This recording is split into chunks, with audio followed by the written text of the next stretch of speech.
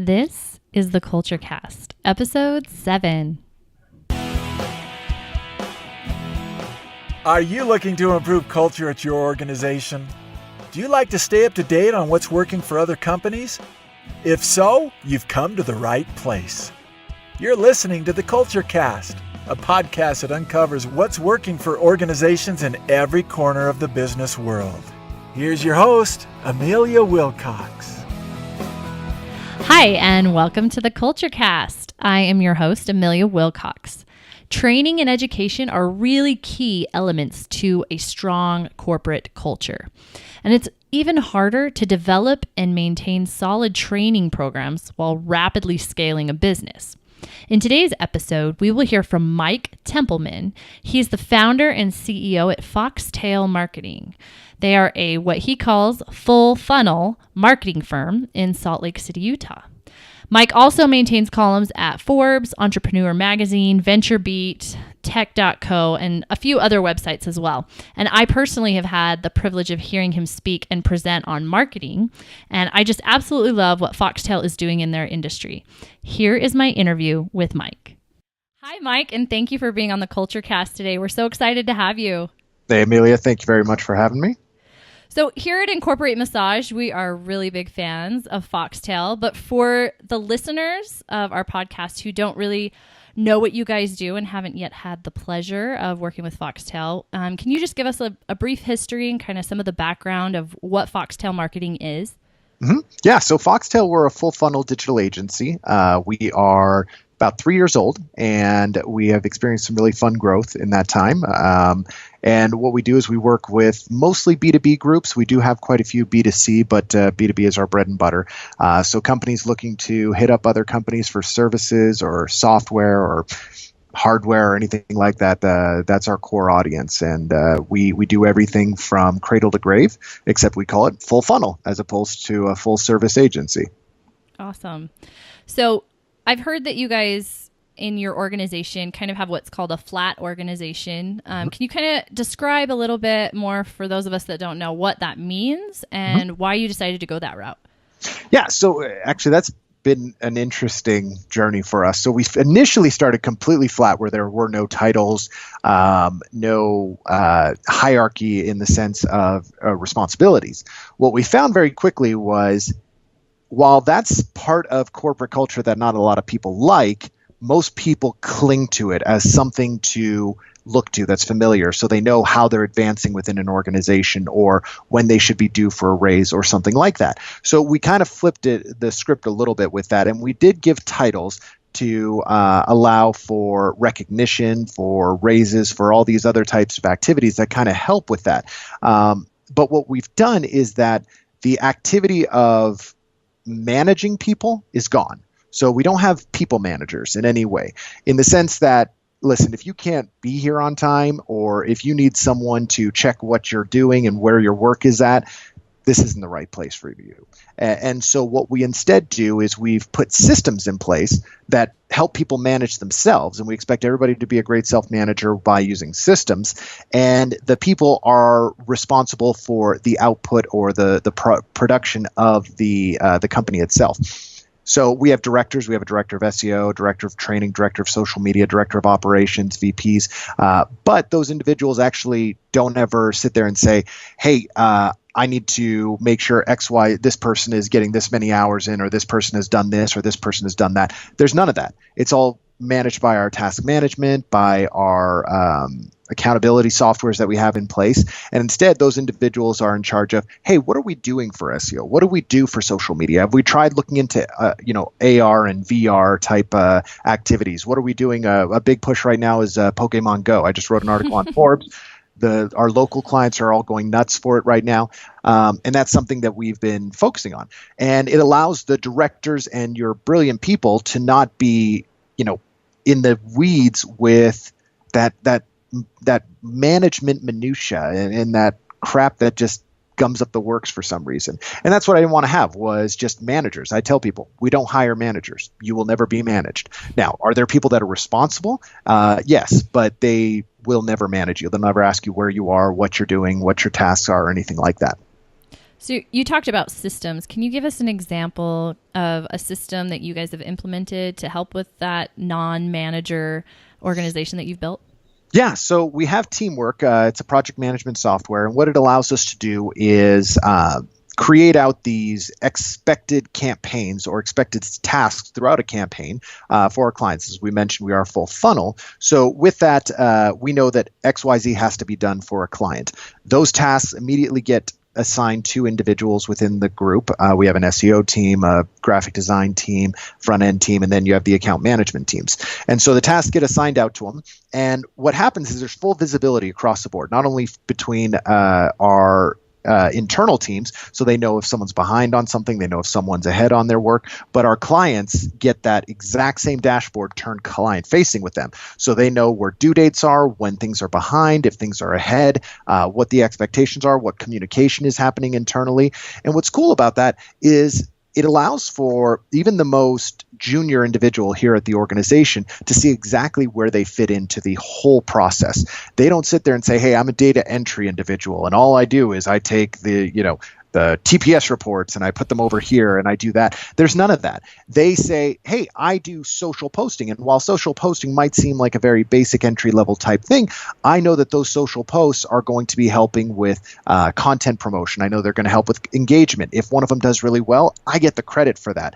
And so there's none of that glory hogging either. The whole team gets credit. When someone does something amazing, they stand out all the time. Clients get to call out our teammates just like everybody else. I mean, there's some negatives to that as well. If stuff is behind, clients, they might not understand that it's behind on their end. They just see a red task and they think, oh my goodness, we're behind. So it has caused fires in the past, but the overall feedback we've gotten from the team is that they love it. It allows them to do what they need to do, not worry about, do I need to report this to this person? Do I need to come and move, the point A to point B and move the information from here to there? There's none of that. They just do their job, enjoy it, quantify it in Teamwork, and everything else is taken care of. Yeah, that's something we're actually working on internally right now too. So we're investigating the different project management software. So the one you liked was called Teamwork. We have gone through probably about 20 of them. Okay. There are a lot that I don't like that I can tell you offline, and ones that almost cost us upwards of $100,000 in contracts and stuff. So we vetted a lot of them. Teamwork is awesome. All of them have really good pros and cons. This one just works the best for us. We worked Trello for a while. There was just a few things that weren't quite right there. Basecamp, again, I loved a lot of pieces of them. Some of the things they did better than Teamwork, but Teamwork works great for how we've set up here. So it sounds like there's a lot of transparency in your organization, so everybody knows what everybody else is doing. How do you hire the right kind of people for that kind of a transparent environment? What does that look like in your organization? Well, if you ask me on any given day, I'll say we never hire the right people because I'm always disappointed, but I'm not really. What happens is whenever we make a bad hire, you just feel it very poignantly, and I will let that kind of snowball into a ball of misery, and I'll sit there and say, I'm terrible at judging who people are, and I should never talk to anybody, and I'll just lock myself in a closet. But truth of the matter is we have amazing people here, and they were hired by our directors and VPs without my insight. A lot of the people who have been with us for over a year and a half, obviously I did the hiring there because we were smaller. But what we do and what they've done, back in the day, I came in and I would say, hey, if I kind of like who you are, you have a pulse, you're in the right neighborhood, let's talk. And you seem smart. I just liked hiring really smart people. Sometimes I unfortunately hired really smart, completely unreliable people is what I would describe them as, or untrustworthy, very smart people. And so what my team started doing is they're like, Mike, listen, we are a great company to work for, and that's the team talking. I'm not putting words in their mouth, but they go, if we're a great company to work for, why don't we start treating it like that? And instead of just taking whoever we can get that has the right qualities and skill sets and everything, let's slow stuff down and let's hire the right people and let's see how bad they want to come work for us. So the team said, why don't we have them take tests? Why don't we get them to do a certification ahead of time? Because what we found was the people that were not successful here at Foxtail were the ones that were uncommitted, basically. If they were more interested in coming in and getting a paycheck, it didn't really work out for them. If they were coming in and they really wanted to love where they worked and they cared about their clients and their teammates and their coworkers, they always work out. Anything else we can fix. We really can. And so the team said, let's figure out and let's hire for that quality. So they look for commitment. And the individuals that are committed are the ones that are willing to do a little bit extra in the hiring phase, that are willing to write a test article or are willing to get a certification in AdWords or analytics or HubSpot or something like that. If they're showing that they're willing to do that, and then we've taken people that we thought were phenomenal and we asked them to do something that maybe would take 2 hours. Never do it. Never hear from them again. And I think that really helps you weed through the really the interview rock stars, as I guess you would call them, right? The people that just blow you away with their charisma, they're charming, and all that stuff. They couldn't. You wouldn't, after a couple months, trust them walking your dog because there's a lot of fluff there, not a lot of substance. And then we have some people that are terrible interviewers. Oh my gosh. We have had interviews where I walked away saying that person is never going to work out here. And lo and behold, they've been with us for 2 years. They're one of our most trusted team members, and we love them. They just didn't interview well. Some people are great test takers, some people aren't, right? And what we found was when you're asking people to do a little bit extra, it kind of helps make those two stand out. Oh, definitely. I think from a leadership perspective, what you're saying really resonates with me because I've noticed that since our organization has grown, the people that I hired, like not through our HR department, that didn't go through all the vetting and didn't have to do all the same things as other people, didn't end up staying on board. So I, as a CEO, I'm like, yeah, you got to let the people who are smarter than you make the hires. Yep. And you do get lucky with those hires, the gut reaction hires a lot of times, but it's just that it's luck, in my opinion. You're kind of rolling the dice when you go with that. Whereas if you put the people that are less passionate, not dispassionate is what I would say. They can separate the emotion a little bit better. If to them, they're just going through a process, some of the VPs and directors here. And what it allows for is less of those gut reactions and more of data-driven reactions on that end. Yeah, because these are our babies. Like we built these. Right. So there's definitely an emotional element. Yep. So one of the first hires that you made was your director of training. And so can you tell us a little bit about why that was your first kind of high level hire? Yeah, so actually was the third employee I'd hired overall, and he's awesome. His name's Kevin McFadden, McFadden. He has a Y after the D. We make fun of him about it. Anyways, have you noticed that I'm still using my hands to talk a lot? I don't know if that's Canadian or if it's my Mediterranean blood, but I kind of feel like Brick on Anchorman. I don't know what to do with my hands. So, but he was brought on with the anticipation of eventually putting him into the director role. Now, did we make him a director right away? No, because he would have been directing himself. So instead, what it was, he had that responsibility over training, responsibility over documentation, responsibility over new hires, without necessarily the title, because we're not really big on titles here because we feel they're kind of silly at a young company. You probably run into that where you feel a little bit silly saying you're back in the day when you were a CEO of 3 people. Totally. Like, no. And then people make up for it and say, well, I'm the chief everything officer. I'm like, yeah, or you're just an entrepreneur or just a founder or just someone trying to make it, a hustler. So we didn't, we've recently moved them into the titles of director and VP so they kind of understand where they've stood. But Kev from the very start was always in charge of that. And he knew this is my responsibility. And what we've done here is we don't believe that, I say we, it's the royal we. I'm the sole founder here, and so a lot of the stuff is just my really bad ideas a lot of times, so we've screwed up a lot. But what I like to think is that I have no control over what Foxtail does. None whatsoever. Foxtail is not some kind of machine that I can put one thing on one end and have it come out the other end and say, let me just tweak this, let me move that, let me do this. But rather, everything that Foxtail does is the sum of its parts, which is the team members here. And if I try and manipulate every single step along the way and try and work on a process level with every single thing that we can do here, it becomes very inorganic, it becomes forced, and we don't get a lot of good stuff. But if you get the best people, empower them to be the best them, and just get the hell out of their way, everything seems to work out. And we do get those processes. We do get all that granular stuff that I said I don't worry about because I'm really bad at that. But I've hired amazing, brilliant people that are really good at it. And so we focus a lot on personal improvement here, not just personal improvement to be a better Foxtail team member, but personal improvement overall.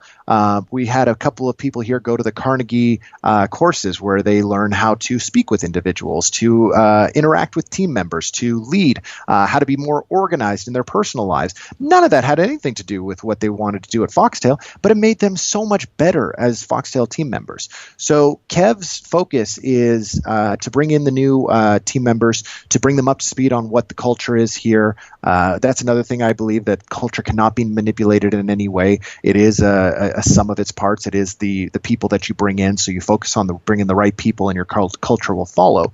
And so Kev makes sure that the culture is understood, what we are, what we do, what we hope to be, really.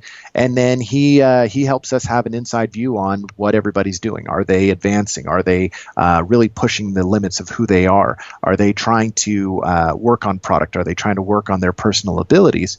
Or rather, are they here and are they, punching the proverbial time clock and just looking for a paycheck? And we find that the training department is the one that identifies those people better than anything, because there are some trainings that are mandatory just so they have a base level, but most of our trainings are not. Most of our trainings are completely ad hoc, and they can come and be taken a la carte or whenever they would like or however they would like. And what that allows you to see is the people that are really driven to improve who they are the ones that just gobble that up. And those are always our rock stars. They always are. Definitely. I see the same thing in our organization too. So if you have all these people doing all these trainings and certifications while they're working for you, how does that work? How do you manage that? What types of certifications and trainings are you offering? Can you give us some examples of some of those too? Mm-hmm. So we have some base level ones, like I said, the mandatory ones that are just to make sure you have a scaffolding to build on. And that's your Google Analytics certification, AdWords certification, HubSpot inbound certification. And then we have an SEO certification that we built out internally because we couldn't really find a good one. So that makes sure they know all the pieces of what we do. Now, the rest of the certifications are completely up to you. We have a silver, platinum, gold, diamond certification. We used to have them called funnier names, but people weren't really getting it. So we've kind of corporatized that and lost our soul. But this allows people to understand, hey, if I do this, then I can get certain bonuses. I can be up for certain advancement. I can get certain quirky stuff like car allowances or gym memberships or stuff like that.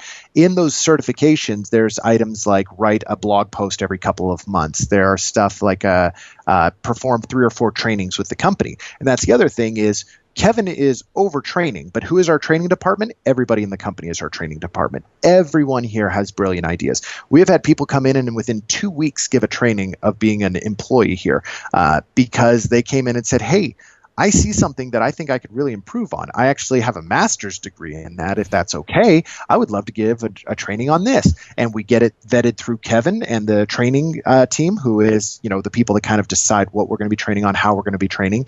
And then that person gets to create their own presentation and train. I kind of hated the idea in other organizations that I was part of as an employee where you always heard from the same voices, the same people all the time. And it just became monotonous. You kind of tune them out a little bit. But when, the quiet person in the corner breaks out of their shell and does a training on graphic design, or the new kid that nobody really knows comes in and gives a training on analytics, everybody listens and everybody really gives them that little bit extra in their attention. And I love it. I absolutely love it. So that's where Kev comes in and kind of helps out, and we give a little bit of structure so people can go and get these types of certifications that they then get list on their website. They get a nice little plaque for it and all kinds of stuff like that. I love that. I love the idea of letting everybody in the organization teach their own little areas of expertise, even if they're not even directly related to their job titles, sounds like. Yeah. We've had some funny trainings. We had a training on yoga, on meditation, on all kinds of stuff, on how it can help improve your life. That's awesome. I love that stuff. Those are my favorite trainings. So do you have any examples of a specific time where one of these trainings had a real impact on an individual employee or the organization as a whole?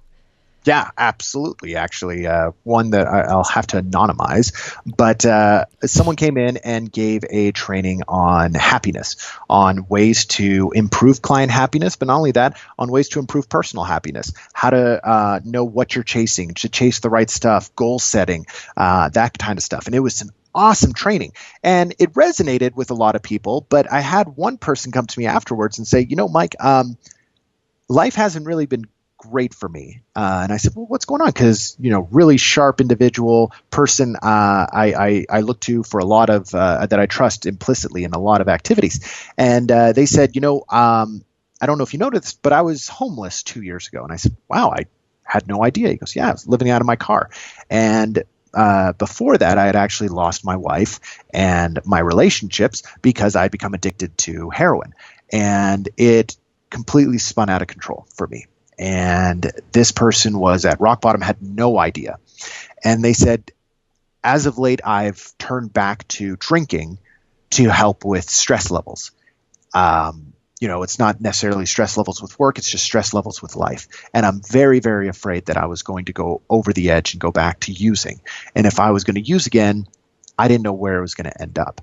And they said that a lot of the trainings they had received on organization, on happiness, on just being, again, a better you is what impacted them a lot. And it's helped that take them away from that and keep them away from that. And they said that there was a lot of stuff they took out of those trainings that they're going to implement and that they're hoping for. And that was that was a while back. And that person's been, back on the straight and narrow and, keeping sober, and has been awesome. And couldn't have been happier. And I wish that every training would have that same kind of impact on someone's individual life. I don't care about if it helps them be a better employee, but if they can just be happier, I'd love it. Wow, that is a powerful story. And I don't think you ever really know the effect that those types of things would have on individual people where they're at in their own lives. How do you feel like those trainings and things have impacted your culture as a whole? Well, I think a lot of times people will have a mission statement on the wall that most people couldn't even recite if they needed to, because they read it once in their onboarding and that's it. With us, we don't have a mission statement. We don't have, a lot of the stuff that a lot of other companies do. We have 4 words on our wall out here, and they're accountability, quality, collaboration, and trust. And that's what our company is built on. And it says basically, listen, we want these qualities. Whatever comes out of that, whatever culture develops around these 4 qualities, so be it. We feel it's going to be very positive. Luckily, it has, and it's been very fun. But if you can collaborate, if you are accountable, if you care about the quality of your work and you can be trusted and you want to trust other individuals, everything else works. And so the marketing industry is rife with litigation, a non-compete here, a non-solicit there, all these things that you have to sign an NDA and all that stuff before you can work with someone, or that type of stuff. We don't have our employees sign any of that, quite frankly. We bring them in, and on their first day, we sit them down. We say, here are the 4 qualities of Foxtail marketing. We don't have a mission statement.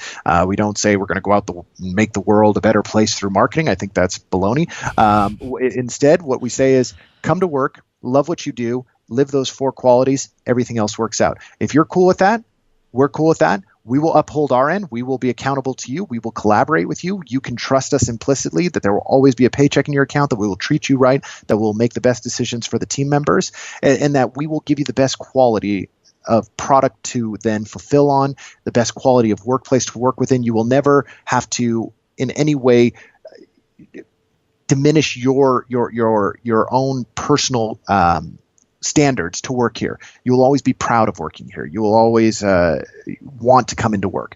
And we commit that to you. If you can commit the same back to us, let's go right on the board. And people take out a permanent marker and we, scrawl our names up on there, and it's the commitment. That's it. And unfortunately, it's led to termination sometimes when those qualities were not upheld. But for the most part, I would say it's always, even in those terminations, it's been a positive experience, because it was someone that was not right for the company. It was a painful interpersonal thing to do, but it's always been awesome. And we never have to say, I'm doing this because of my dislike for you, or I'm doing this because I don't think that you're working very hard, or things like that. We say, listen, We have tools that directly manage everything up there. And we believe that those tools are right now telling us that you are not accountable, that you are not collaborating with your team, that you cannot be trusted with certain self-management or with certain budgets or with certain things, and the quality is not here. And we've been able to take software and systems and give us a quantitative level to a qualitative measurement, and it's been great. And it allows us to make very difficult decisions, but also to keep everybody on the same page and everybody knows what's expected and where to be. A lot of people hate to not know what their expectations are. I think that's so key in an organization that's scaling the way that you guys are as well, to have those systems in place. How have you been able to keep the culture that you guys have kind of as the startup phase, like in the last maybe year and a half, into this new phase of growth and scaling that you're having right now? How do you keep that culture consistent? Mm-hmm. So I struggled with this for a while there, and I thought that because what happened was someone quit on us, and it was one of 3 people who have ever quit the company. And the person said, "You've changed. The company's changed, and I'm leaving." And that hit me kind of hard. I thought, wow, we have changed, haven't we? I mean, we're now asking people to track the activity that is done so the client can see it. We are asking people to be more visible. And the truth be told, the person just didn't like having visibility on their work at the end of the day. And we hadn't changed. We were just asking people to be accountable. And what I struggled with was, at the time, I'm like, oh, just because we put in a software doesn't mean we're changing our soul of who we are. Just because we're putting in a way to measure something that we've always done doesn't mean we're selling out. Just because we change our certifications from quirky names to something a little bit easier for everybody to understand doesn't mean, we're corporate sellouts all of a sudden. But rather, again, as long as we hold to those 4 tenets, everything else is just window dressings to us. Whether we grow really fast, whether we, the biggest thing that we had to implement was like healthcare for everybody. That was a massive thing, because we always said, hey, we're going to have this be a democratic process in any big decision that happens in the company. Yeah, that stopped pretty quick once we started telling people that they had to choose like the right providers and everything like that. There was no consensus, and we said, you know what? We're just going to trust that these individuals on the team will do the best job, that they will pick the highest quality, that they will collaborate within their group, and that they will be accountable to us. So all 4 activities were taken care of. All 4 qualities were taken care of. They brought to the table a great medical plan for everybody, healthcare plan, and we just allowed that to happen. And that changed something to where usually it was easy to be democratic when there were 10 people in the office. How are you democratic with 60 people? And how are we going to be democratic at 100 people? It's very difficult. Instead, we're accountable. So while you might not get a direct say in certain activities, you know that the people that made those direct decisions were accountable to you, and that you can trust them, and that they are going to choose the highest quality, and that they are going to collaborate and not just make a single individual decision, but we are going to assign it in pods or in teams, is how we kind of go after that. And so we've had some resets where we've had to remove stuff because it really did detract from who we were. And it's been painful, but I feel like the Foxtail of today is the same Foxtail of 3 years ago. It's just bigger. And there are systems that we didn't have, but that's just to make things easier for us. But we still love doing the same stuff. We still have fun doing the same stupid things. And we still provide the same quality of care and attention to our clients that we did back then. If not better, way better, actually, in my opinion. So do you feel like all the trainings and all the development and even some of the changes you guys have had to go through, you would say that those have affected your culture for the positive, it sounds like? Yep. For the better? I think I can't say it's causality. I would say it's more correlation. I know those have correlated with the improvement of our culture, of our systems here. But I think the direct causation of any culture is the people. And if you focus on who the people are, and you have the right people that are driving things forward, you have the right leaders in the organization, you're going to be fine. Everything else will fall into place. Now, the trainings, yes, those correlate. The systems, the perks, having your group come in and give us silly stuff like massages and haircuts and free treats and stuff like that. Again, that's window dressing. That's not our culture. But I think it does help show that our culture of trust, accountability, collaboration, and quality is there, because we're not just interested in squeezing every possible penny of return out of this company, but rather we're hoping to be able to give you a place that you love to come to work. And that's what we're going for. That's really interesting that you say that those things are window dressings and not culture, because I think some people do identify those perks that they offer as defining their culture. So I think that's really interesting that you make that distinction. I think that's a problem a lot of people run into, is you'll have a lot of companies that say, hey, look at our ping pong table. Aren't we fun? And truthfully, no, you're not very fun. And that's not that doesn't mean you're fun. You and I had this conversation at the beginning of the summer, and I hope you're okay with it. But I said, hey, summer's really slow for us, and we are trying to make sure that we don't have to make any cutbacks in staffing. So because of that, we are going to be cutting back on a few perks during the summertime, because B2B is naturally slow in the summertime. So we aren't going to be using Incorporate Massage's services for the next 2 months, but let's get right back on track at the end of the summer, and let's do that. Now, we took out that perk. We took out a couple of other perks. Has our company become any less fun to work at? No. Has anybody sat there and said, you guys have changed? No one has. Everything's the same. And we have the same soul of the company, but those perks have gone away temporarily because we're a growing startup and we're bootstrapped, and we can't just throw money into the air and hope stuff comes out in the right way. But I love that the team didn't change, and who we were has not changed, affected by those things. So when you took those perks away, if you don't mind talking about that a little bit more, how did that affect the culture? Is it because you were so transparent? Did they see the financials, or they understand the cycle? I mean, how did you make it so that that did not kill morale when you took away some of those benefits? So one thing that we do have here is we do have visibility and revenue. Everybody knows exactly where we stand in terms of revenue. We have this big sheet that shows all of our clients, where we're billing, what we stand at, and all of that. Now, we don't go as far as to put up everybody's salary and costs on everything. I think that's a little bit of an overkill. I know certain groups do that. I think that can cause a lot of drama. But instead, what we do is we have an open forum. So every Friday, I go out there and we sit down with the team, and we have a town hall. And in the town hall, anything is open. There is no safe zone. I can't ever say, nope, can't talk about that. And it has led to some uncomfortable conversations sometimes, but it's always been visible. And so when we brought this up, I said, listen, everybody, I don't want to cut people. And to avoid doing that, we're going to need to cut something. So you can tell me individually if you have a problem with this. You don't have to do it out here in front of everybody, but we would like to cut these perks for a couple months to maintain a certain level.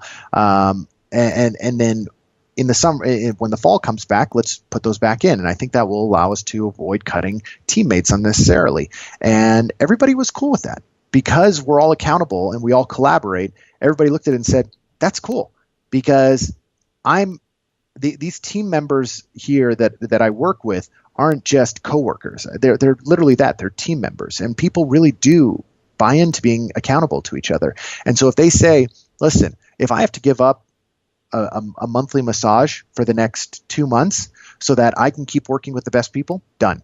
And I didn't have a single dissenter in the entire company. And we say you can respond anonymously, and they have the tools to tell us if they have a problem with it anonymously. Not one person was negative. They were all like, I love that we're doing that, as opposed to looking at layoffs and that type of activity.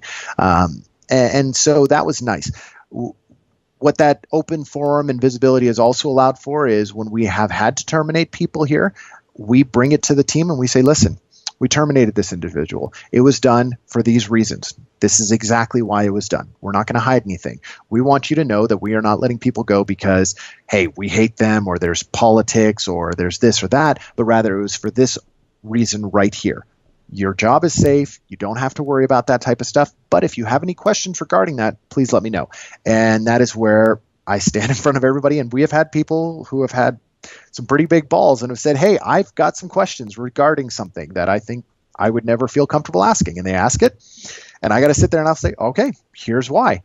This is why we're doing it. Here's how this is happening. This is exactly what happened. And we answer those. So that's where we bring that visibility to where I want people to be able to understand where they stand with the organization.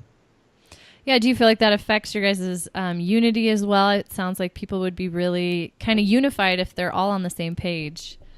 It has in a lot of ways, to where when you usually have an individual that is not carrying their weight, Most people would just, I don't know what the rating on this thing is, but B&M, snitch and moan, I guess I will call it, the other word for it that rhymes with snitch. But they complain and they get upset. They gossip about it. But it doesn't really go past there. They just kind of ostracize that individual. Rather here, what happens is the teams come together and they say, listen, are they not carrying their weight because expectations are not set, because we're not being accountable and showing them what we need out of them?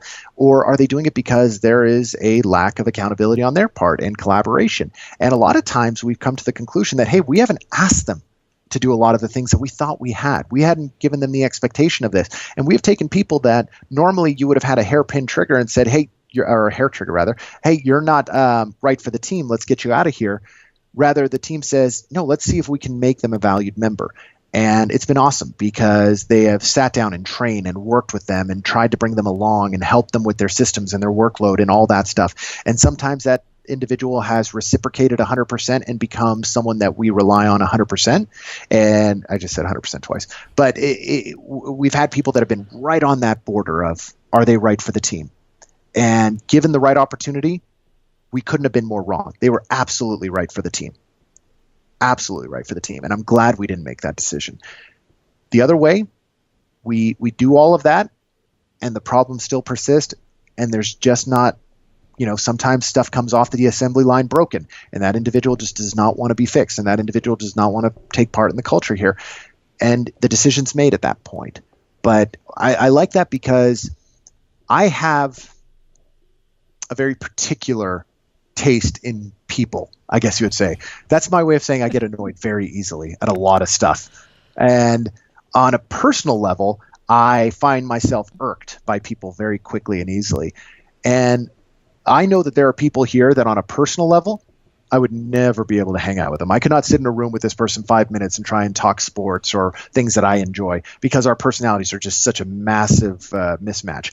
However, in a work environment, I could not be their bigger cheerleader. I love working with them because they get stuff done. GSD is what we call it around here, but they get stuff done. There's another word there too. They just get it done. And I don't care if we wouldn't play cards outside of the office. I don't care if we don't hold hands and stroll down the beach. You care. You're bought in. You're willing to do what needs to be done. I'm going to work with you all day, every day, and I love working with you. It takes all that personal crap and just throws it to the wayside. And I tried to find something, a system or a process that would allow for that so that I myself didn't overreact because I get annoyed with people so quickly, because I'm very critical, because of all these things. I needed systems in place to kind of keep me from being the worst me because I know what I'm going to revert to. And I feel like this helps a lot. Definitely. I know that's what we have an HR team for now. I'm like, I can take all my stuff. I treat myself like I'm one of the employees too. And I'm like, this is how I'm feeling. Cause I think we all have our faults and I think we're a lot alike, Mike. We're founders. We're emotional and we get emotional and stuff. So just to wrap things up, just for our listeners, what would you say maybe the 3 keys to the culture that you've been able to cultivate there at Foxtail would be for you if you had to just pick 3 things you've done really well? Okay. Full visibility, I think, has been huge.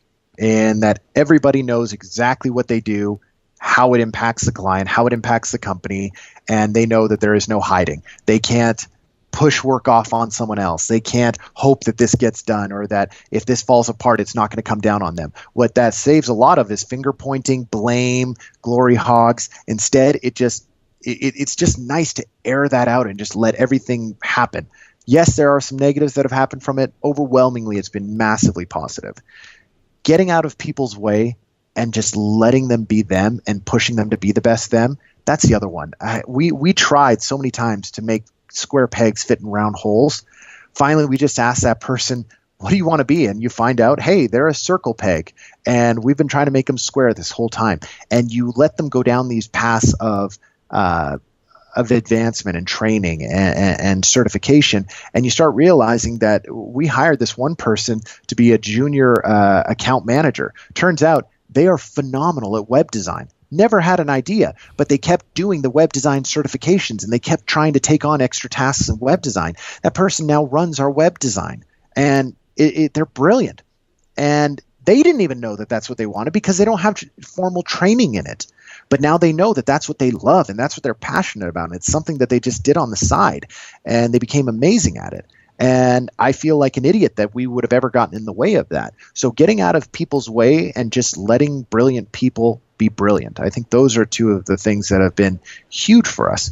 And then the other one is just setting expectations. I think we all know that if a client gets really upset, and we stop, and we oftentimes will say to ourselves, regardless of how wrong it went, whether it was client side or a customer or a corporate side or wherever it was, we'll say, wow, expectations were really out of whack.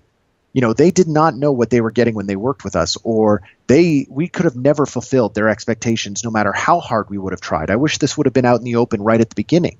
That happens a lot of times with team members and employees and the company.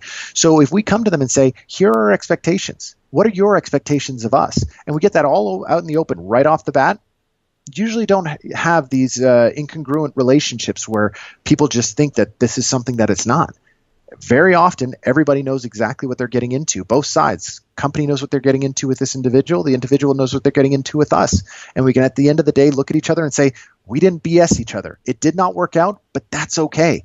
But we didn't BS each other, and we came to the conclusion that it wasn't going to work out. I still love you. Let's pass off. Let's just go our separate ways. Awesome. Those are 3 great keys that I think have had a really positive effect on your culture, because every time I talk to somebody who either works for you or has worked for you, all I hear is amazing things about how much they love your organization. So you guys have really... No, I'm not lying. I've shot you emails. It's like Mike knows everybody. It's been fun. So good. Well, thank you for being on the show today. And I think that's really great information. And I appreciate you sharing your wisdom with all of us today. Oh, it's been my pleasure. If you guys ever need anything, you just let me know. But thank you very much, Amelia. Thanks, Mike. Foxtail has obviously got things figured out pretty well. And what they don't have formulated yet, they're really picking up quickly with that culture of open communication that they cultivate there.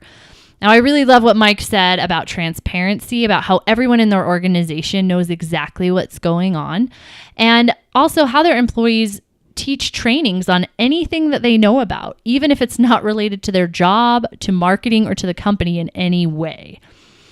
Now, I hope the show was of value to you and that you learned something today. I know I did. If so, please subscribe to the CultureCast podcast show on iTunes and leave us a positive review. Thanks so much and have a wonderful day. Thank you for listening to the CultureCast, brought to you by IncorporateMassage.com.